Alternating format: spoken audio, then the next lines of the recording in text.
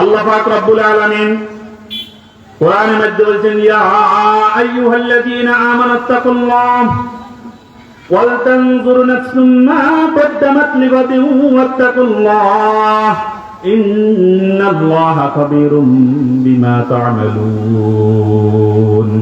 আল্লাহ পাক রব্বুল আলামিন কোরআনের মধ্যে বলেছেন, হে আমার বান্দারা, তোমরা আমাকে ভয় করো, ওয়াত্তাকুল্লাহ, তোমরা আমাকে ভয় করো। তোমরা আমাকে কি করো?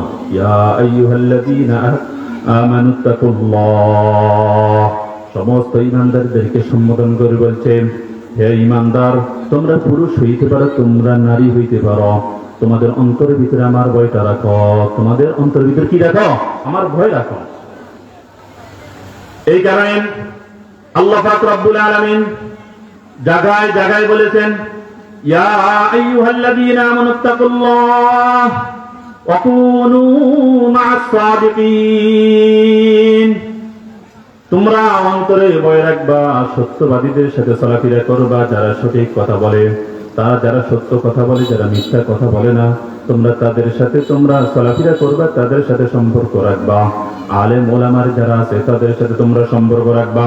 এই কারণে আল্লাহ পাক রব্বুল আলামিন বলেন, ইয়া আইয়ুহাল্লাযীনা আমানুত্তাকুল্লাহ ওয়া কুনু মা'আস সাদিকিন, সত্যবাদীদের সাথে চলাফেরা করবা, মিথ্যার আশ্রয় তোমার ভিতরে যাতে করে না আসে।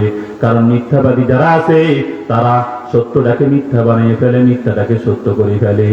আমাদের ভিতরে এটা অভাব হয়।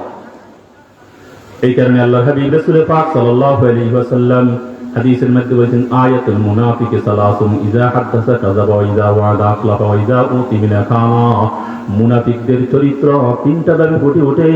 তাদের এই আলামতগুলো যদি দেখা যায়, তাহলে যাদের ভিতরে এই আলামতগুলো থাকবে তারাই হবে মুনাফিক। আয়াতুল মুনাফিকি সালাসুন, ইযা হাদাসা কাযাবা ওয়া ইযা ওয়াদা আখলাফা ওয়া ইযা উতিমিনা খানা। যদি কোনো ব্যক্তি কথা বলে, কথা মিথ্যা, মিথ্যা কথায় কথায় মিথ্যা কথা বলে। কি বলে? মিথ্যা কথা বলে। ইযা হাদাসা কাযাবা ওয়া ইযা ওয়াদা আখলাফা, যদি ওয়াদা করে ওয়াদার খেলাফ করে। খেলাফ করলে আল্লাহর হাবিব রাসূল পাক সাল্লাল্লাহু আলাইহি ওয়াসাল্লাম বলেন, ওই সমস্ত ব্যক্তিদের ভিতরেও হলো মুনাফিকের আলামত।